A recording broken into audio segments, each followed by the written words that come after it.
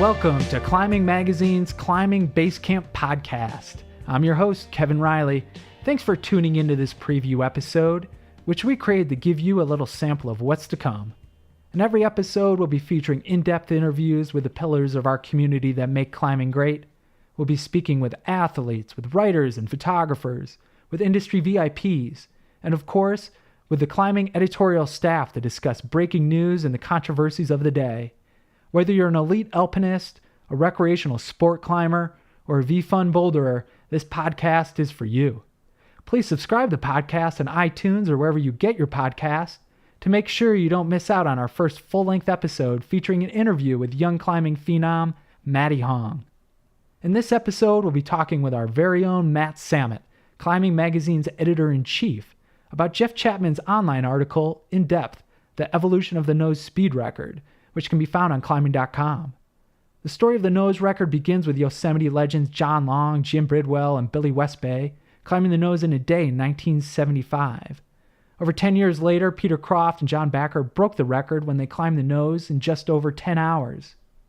Throughout the 80s, 90s, and 2000s, the record was broken a number of times, usually by the same cast of characters, including Hans Florine, Dave Schultz, Steve Schneider, Dean Potter, and others. Then on June 6th of this year, Alex Honnold and Tommy Caldwell smashed the record, climbing the route in under 2 hours.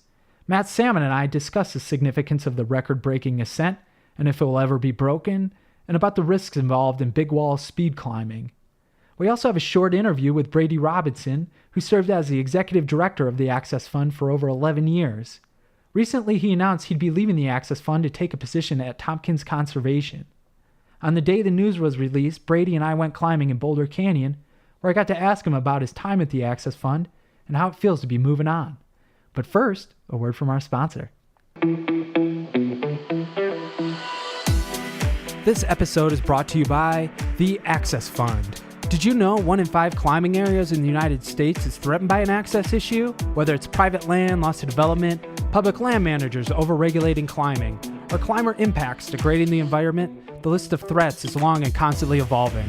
At Access Fund, they're on a mission to protect climbing access and the integrity of America's outdoor climbing areas. See how you can get involved at accessfund.org. Okay, here with Matt Samet, editor-in-chief at Climbing Magazine. How are you doing today, Matt? I'm wonderful. How are you, Kevin? I'm doing pretty good today. So I got to thank you. I'm super excited to be part of the Climbing Magazine Basecamp podcast. You know, there's a lot of things I think we're going to be able to do with the podcast. In every episode, we're going to be speaking with Climbing Magazine editors and contributors and featuring full-length interviews with athletes and creatives in the industry. So I guess my question to you is, how do you see the podcast fitting into the larger climbing portfolio? Well, I mean, Climbing Magazine has been around for almost 50 years now, and it's always, you know, it started, of course, as a print magazine. It was a little black and white thing that was barely 20 or 30 pages long in its first few issues. But ever since the beginning, it's always been about storytelling, you know. So now we're in this new media landscape where Climbing Magazine, of course, has the print magazine. We have climbing.com. We have our online education, the AIM Adventure U stuff. So I see a podcast as just another way of getting the sort of deep, rich, in-depth storytelling we've always been doing out to readers and to listeners, obviously. I think it'll allow us to go behind the scenes with some of our print stories, things that we simply don't have space for in print, or things that don't translate well to the web. And obviously also to have these interviews with some of our sports major players and creatives, you know, interviews that, yeah, you could certainly do in print, but, you know, that also are going to work great as podcasts, you know, being able to have them in this sort of conversational, informal space. Mm-hmm. Yeah, I think it's going to be really interesting in the podcast, listening to writers, athletes, photographers, and really filling in the gaps. I feel like sometimes in the magazine, a lot of times stuff has to get edited out. And that stuff in between, in the cracks, that is edited out, that can be really fascinating stuff to a lot of people. Yeah, I think you're right. I mean, we lose a lot of the subtext, right? I mean, if you have 8 pages to tell a story and you have this amazing feature someone's gone to this far-flung destination, a photographer's gone, a writer's gone. They'll have all this content. You still have to make it fit in 8 pages. Yeah. So, or someone like, the interviews we have coming up with Daniel Woods and Maddie Hong. Yeah, we can do, we had a 2-page little profile of Maddie Hong, a few issues ago on young up-and-coming climbers. But again, you can only do so much in 2 pages. So I think this just lets us explore more of the subtext, the backstories, and there's things that emerge when you're speaking to someone that might not necessarily emerge when you're writing or photographing. Yeah, you can hear the excitement in someone's voice, or maybe someone being shy about something. There is a lot more context to it. Yeah, exactly. And I think it lets us be more timely with content too. I mean, the magazine world is working 1 issue ahead of ourselves. We're on a 2-month production cycle. So, in terms of things, newsy things that are happening now, this will let us really get in there.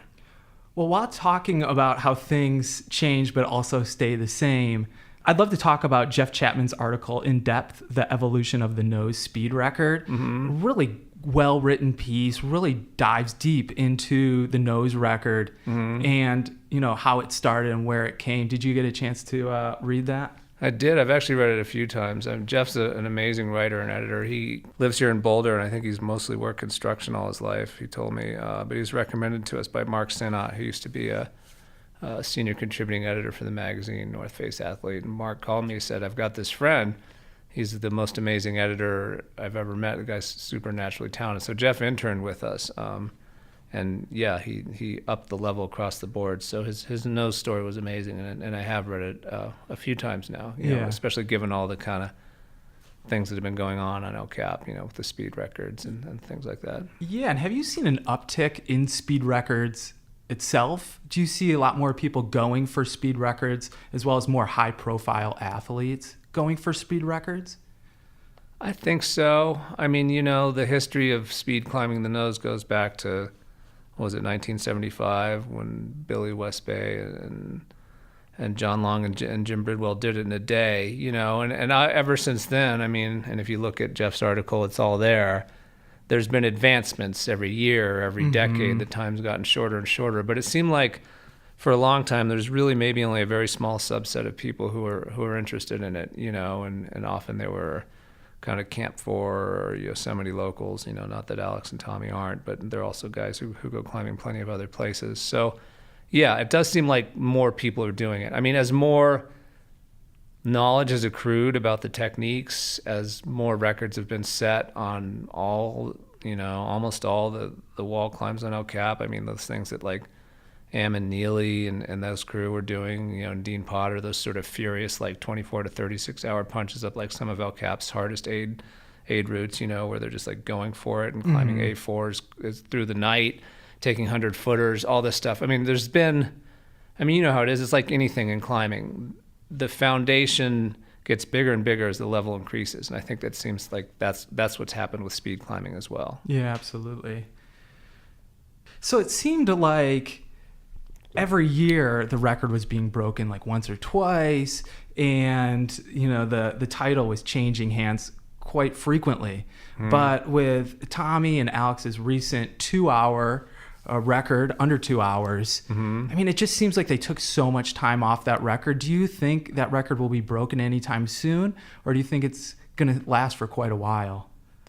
Well, I mean, you're talking about two of the best rock climbers and wall climbers and big wall free climbers in the world. So given the level of talent and preparation and expertise, I don't think it'll be broken anytime soon, but you never know. I mean, there's obviously other strong teams out there like Brad Gobright and Jim Reynolds, and I'm sure there's plenty of other people who could. The question is, will they want to? Because clearly the faster and faster you go, the more and more you have to cut corners and take risks. So, I mean, that's the thing. Like, if you're trying to run a sub 2-hour marathon, I mean, it doesn't get any riskier whether you do it in 2 minutes and 1 second or 1 minute and 59 seconds. But on the nose, if you're trying to drop from 2 hours to an hour and a half, that's significant. And you're talking about rock climbing, and you're talking about being thousands of feet off the ground, and you're talking about refining your protection systems to the bare minimum, and simul climbing a ton and short fixing a ton, and doing these techniques that, you know, are non-standard, I guess, in terms of big wall climbing, and that obviously do carry more risk. So I don't think it's impossible that we'd be broken. There's plenty of talented athletes who can. The question is, will they want to? Yeah. You know, will people want to? And that's a personal decision. Well, do you think if someone did want to, they would need to work on the kind of the physicality of setting a record like that? Or do you think it's going to take an advancement of gear and technique?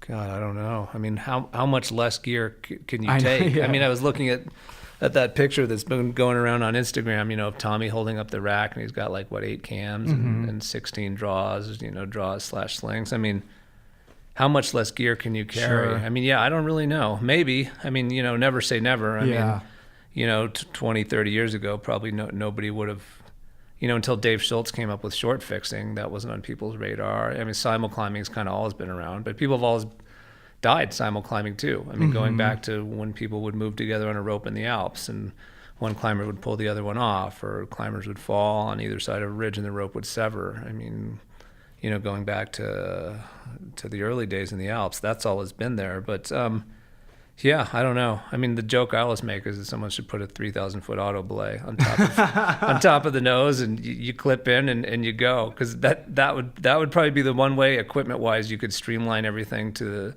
the bare minimum and just focus on the climbing. Yeah, it would take a little while to get to the bottom though if you did fall. Yeah, it would be a long lower off. Hopefully that webbing's not running over any edges. But you know, I mean, it's a joke, but if you think about it conceptually, if you did that and took these guys and clipped them in, and it could just be one climber at a time, they could probably have their time, right? Mm-hmm. So someone could probably do it in an hour. Do you think there are great risks to big wall speed climbing that we should be paying more attention to? I mean, clearly there are. You know, there's been accidents and deaths in the last year on El Capitan for people who are using these simul climbing and short fixing techniques. You know, it's in Jeff's article, and there's been other pieces as well. Jason Wells and Tim Klein lost their lives on Free Blast. It sounds like simul climbing, although that's still somewhat of an unknown, but those guys were very experienced, you know, big wall speed climbers. You know, Quinn Brett fell on the nose and was paralyzed after she hit a ledge. Hans Florian fell on the nose and broke both his ankles pretty badly, you know, and both of them, it sounds like, were short fixing. So yeah, I think there is a lot of risk, you know, in terms of how we talk about it. I don't really know that it's any different than any other discipline. I mean, climbing is a dangerous sport. Yeah, that's how I feel. Yeah, I mean, there's a quote right here from, I underlined it in Jeff's article. Let me see. I mean, Alex Honnold said it. You know, he was talking about going for the nose record with Tommy after the accident on Free Blast. And he says, we already evaluated the risk and thought about the potential. Ultimately, climbing is just a dangerous game. I mean, this is from Alex Honnold, who, you know, has taken arguably the biggest risks of any rock climber in history. And I think he's just stating a basic truth that I think that's the basic truth we all need to hang on to. I mean, you see these online threads, people getting incensed, you know, how dare they speed climb? They had kids, they knew the risks. I mean, all climbing is dangerous. People get killed at sport crags all the time. People have died bouldering. I mean, if you don't want to get killed climbing, then don't go climbing. There's plenty of ways to not get killed climbing, but there are also plenty of ways to get killed climbing. But absolutely. I mean, you could get hit by rock fall just at the base of the crag. Yeah, exactly. Yeah, just sitting there at the base of the crag getting your lunch, you can get hit by lightning. I've been climbing 30 years, and I know lots and lots of climbers who have died, some in situations where they might have been sticking their necks out, and some just randomly. And I mean, that's just part of it. That's the bigger question. It's not, is speed climbing too dangerous? The question is climbing dangerous? And the answer is, of course it is. Mm-hmm. It always has been. Yeah. And final question, Matt, you kind of touched on this a little bit, but, you know, what is the media's responsibility in all of this as far as reporting speed records and reporting on dangerous aspects of rock climbing? Well, it's a complicated question. I think one that anyone who works in climbing media has probably been tangling with for the duration of their career. I mean, you know, anytime we run a picture of free soloing, we'll get letters saying, you know, don't do that. Kids kids are going to imitate that. We've had some pushback on speed climbing as well. We get letters saying, why don't all the people in your photos have helmets on? I mean, these are all valid points. I'm just not sure that we can completely address them. I mean, again, for me, it just comes back to climbing actually is a dangerous sport. I mean, there's this illusion that it isn't. I think that's somewhat been perpetuated by the explosive growth of gyms and sport climbing, where it's just sort of this little like recreational kind of Disneyland thing, when you enter that space. But even then, I mean, people have died at like State Fair, auto belay, like, stupid little pop-up walls. So I think that it's our responsibility to report on the cutting edge of the sport, and often the cutting edge of the sport is people doing very dangerous things. So I think as long as we're clear about, as long as we're unbiased in our reporting and not cheerleading, I think we're still doing our jobs. I mean, if we're not like sickest record ever, bro, yeah, you got to check it out. You know what I mean? Just that sort of like bro-y, like go for it. But I think if we just report the facts, we report the style the routes were done, and have things like this conversation about the pros and cons. In the next issue of Climbing, Julie Ellison did a great piece actually about these very topics, and her essay was for Talk the Crag, which is the news department in our magazine. And, the thesis was, are climbers taking too many risks on El Capitan? And she, kind of like Jeff's article, she goes back, she looks at all these recent accidents, she looks at the techniques like short fixing and simul climbing, she looks at the pros and cons in each. I mean, you just have to put it all out there, I think. I mean, ultimately, we're all climbers. We all make decisions about how much risk we're willing to incur, and I don't believe that it's irresponsible of the climbing media to report on risky ascents. I think it's our job. Yeah. Well, thank you so much. It's been a great talk. Yeah, thank you, Kevin. Great talking to you. All right, there's our chat with Matt Samet, editor-in-chief at Climbing Magazine. And again, you can check out the article we discussed by Jeff Chapman at climbing.com. Up next, have a talk with Brady Robinson, former executive director at the Access Fund. So Brady, you've been at the Access Fund now for over 10 years. Yeah. That's quite a legacy you got there. What are you most proud of accomplishing at the Access Fund?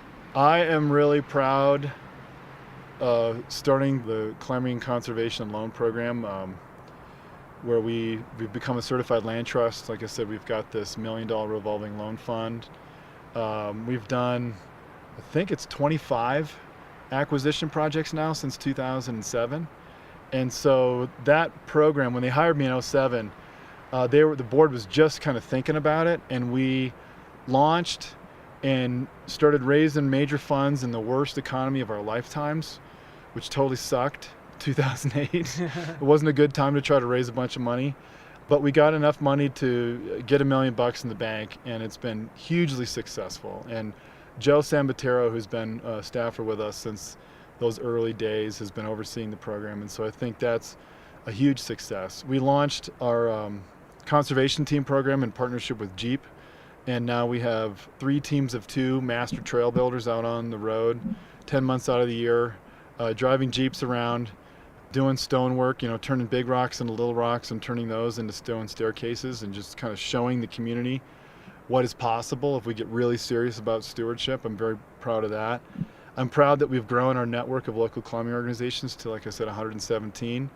I'm incredibly proud of the staff. When I started, we only had about 3 people who were really focused on the actual work of climbing access. We had admin people, fundraising, which are all very important functions, but we only had 3 that were really doing program-related work. We have 15 now. And so, our budget has nearly tripled in size, but I would say our effectiveness has increased much more so.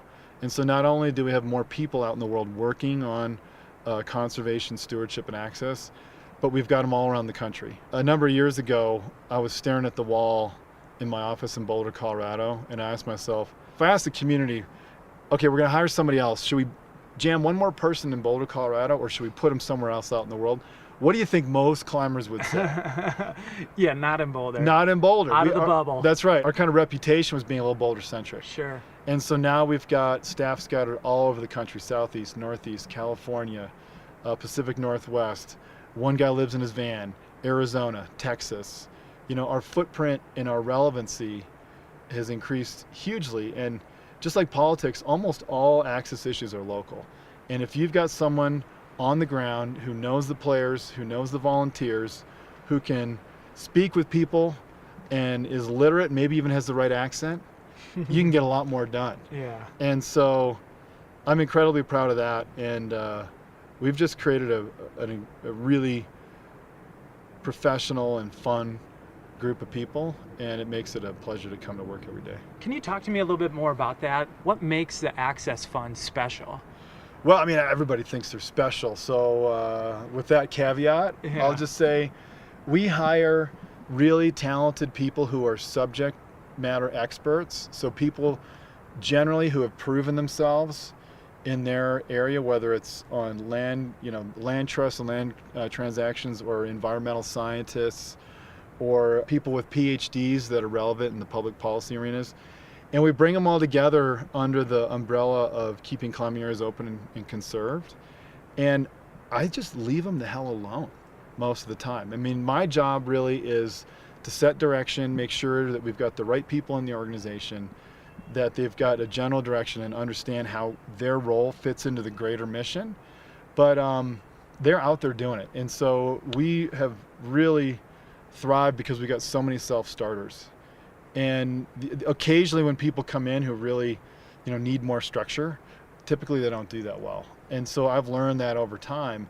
But with this community of people, because so many people have such a high degree of professionalism, it's not me telling people to do a good job. What's inspiring people to do well is that they feel that they are responsible to the community, and they also feel that they're responsible to each other. And so when someone new comes in the Access Fund and sees how great everybody else is, I think a lot of people, one of their first impressions is like, oh shit, I got to bring my A game, because these people are not messing around. I mean, I think sometimes people think, the nonprofit sector is a little squishy, and I have to say, yeah, we've got maybe a little bit more flexibility in our schedules than some other industries, but the degree of professionalism and the amount of the standard that the staff demand of each other is really high. And they demand that of me too, so I've had to stay on my toes. So that's maybe one of the things. And we have some fun people that work for us, so I don't know. I could go on, but I won't. Okay. So what's the best way for climbers to get involved if they're not already? Yeah. Well, I mean, I think there's a few different things. I mean, a lot of people, obviously, as the executive director, I have to say donate and support us. I mean, most of our support, we don't get money from the government, not much. We get some from industry. The outdoor industry has been good to us, but the majority of our funding continues to come from individuals, and much of it comes from people who give $35 a year. Mm-hmm. So just because we've got a budget of $3 million, don't think that your $35 membership doesn't count, because it really does. But let's say you've already done that, or you don't feel like you can do that. I would say sign up for our e-news. Sign up for, if you're curious about it, sign up for our policy. We have a policy newsletter too. One of the most important things climbers can do is just be aware. Think about where you're climbing. Like right now, I actually don't know if we're on Forest Service land. I suspect we probably are, but the Boulder Canyon is this kind of bunch of puzzle pieces of private, Forest Service, county, and city property actually. And I think when people go to a climbing area and they kind of have a rough idea of, okay, this is federal land, this is the BLM maybe managing it, or this is state land, or this is somebody's private property. And I've got to be absolutely on my very best behavior, because if the private property owner doesn't like what I'm doing, they're going to close it down. I mean, I think just having some kind of awareness around that. We've got a lot of information on our website on behaviors that people can try to exhibit out in the outdoors that are going to support our mission. Those are some things I think you can, just once a year, if everybody in the community signed up for a trail day or one volunteer day, it would make a huge impact. And one of the best ways you can do that is to look around either on our website or just Google around or ask your friends, what is the local organization that's closest to you? Most climbing areas or regions have got at least one local group that you can reach out to. Go to a meeting, like I said, go to a volunteer event, get engaged, learn what the issues are. The way that we are going to continue to have a lot of influence and grow that influence over time is by having a community of people that pay attention. And the one thing I'll say is I've had land managers tell me that when a climber shows up to a trail day, often it is equivalent to 3 like quote regular people, because climbers tend to be pretty strong and really gung-ho. Yeah. And I feel like that's true for us politically too. When we call upon the climbing community to do a letter writing campaign, either in support or in opposition to something that is going to threaten one of our beloved places, people stand up and take action. And so having a community of people that are informed, that are educated, that are willing to take action when necessary is one of the best things that people can do to support our work. Is it also important that companies in our industry get involved and engaged and are active in the conversation as well? Absolutely. I mean, from a funding perspective, over 30% of our funding does come from the industry. And so, I have to say a big shout out to some of the, if I started listing them off, I'd bore you to tears, because it's most of the companies in the outdoor industry, but we wouldn't be here if it hadn't been for their support. And I have to say that, we've done a pretty good job. We go to the Outdoor Retailer Trade Show every year, and we've done a pretty good job of hitting those people up for support. But yeah, it's absolutely important. And we've got partners from all the way down to, $500 a year to 6 figures.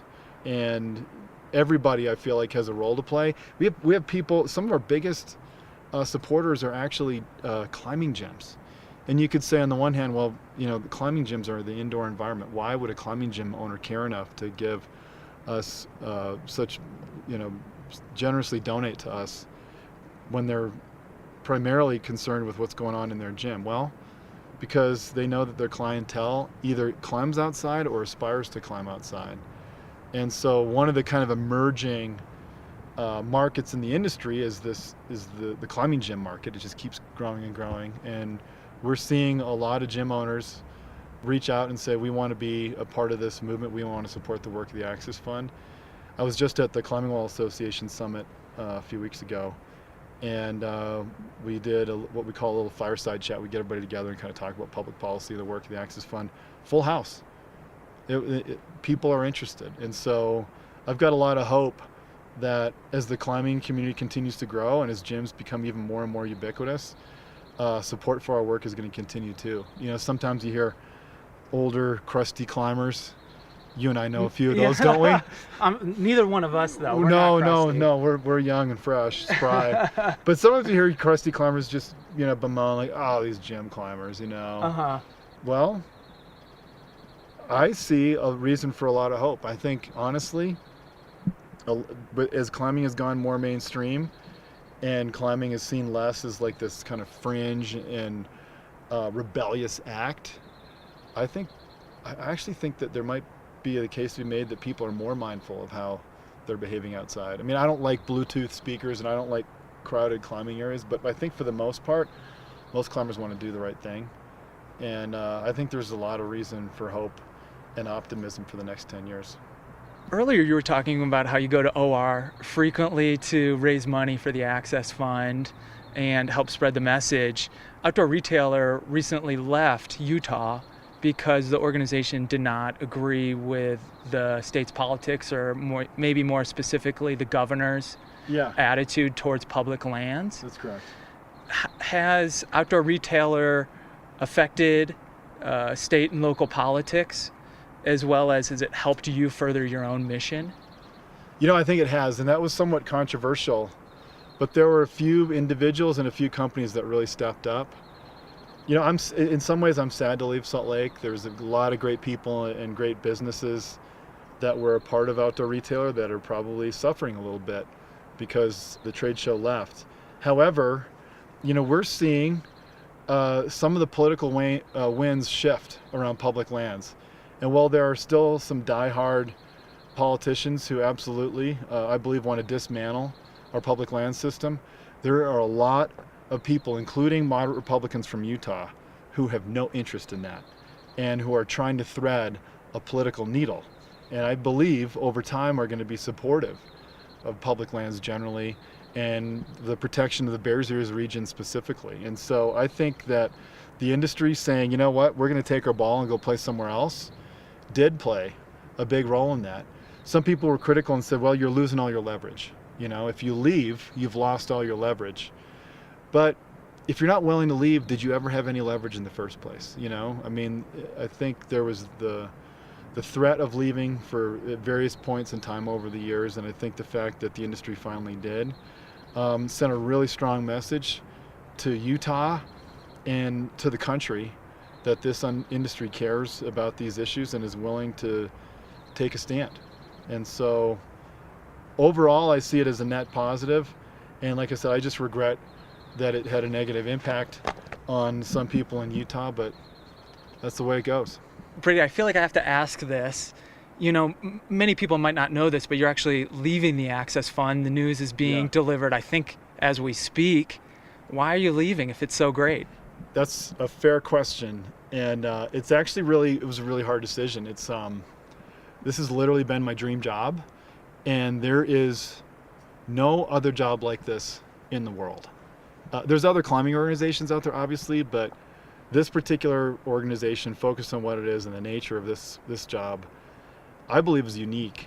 And so I've had it for almost 11 years and it's been great. The thing is I think there's value in staying fresh and having new challenges, personally. I think there's value in fresh leadership emerging for the organization. And one of the arts, I believe, of being executive directors of nonprofits is knowing when to make a graceful exit. The organization is on really solid footing. We're doing pretty well financially. We've got a great management team, strong board.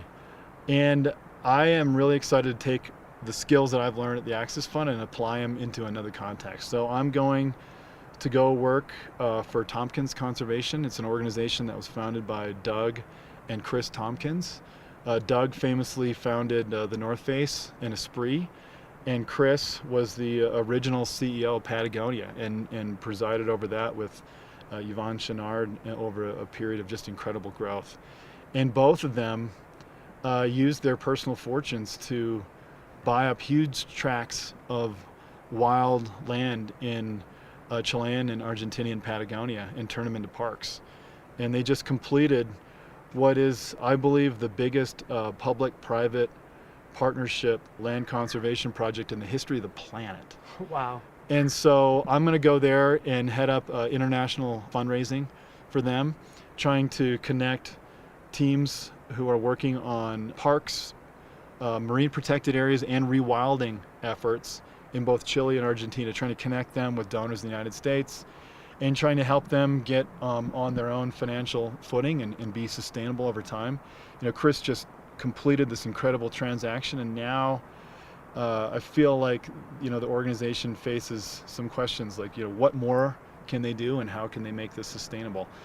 Frankly, I'm on thin ice saying more than that because I haven't even started yet, and I'm not really qualified to speak on behalf of the organization, but I'll say this, that Chris has been a personal hero of mine. I've been watching what they've been doing since I worked down in Chile for Outward Bound many years ago, and it is an absolute dream for me to get an opportunity to work in that part of the world and to work on international conservation and take my skill set and apply it to this new place. So I just want the world to know that I'm committed to having a really smooth and successful transition. I'm going to be consulting with the board and the staff over the coming months to make sure that there is a smooth transition, and there is just an incredible opportunity for the right leader out there.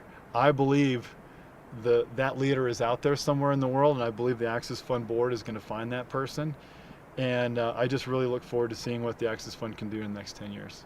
Well, that sounds like a really exciting opportunity, and I'm sure you're going to be missed at the Access Fund. You've done so many incredible things there, but it sounds like you're not going very far, and you're not leaving Boulder. No, I'm not leaving the bubble. I'm going to still be based in Boulder, and I think part of the reason that Chris Tompkins had the confidence to hire me for this job is that she and Doug came to their passions for conservation through outdoor activities and climbing, and I think she saw that same kind of fire in my eyes. And so in some ways I'm doing the same kind of work, just in a different context and on a larger scale.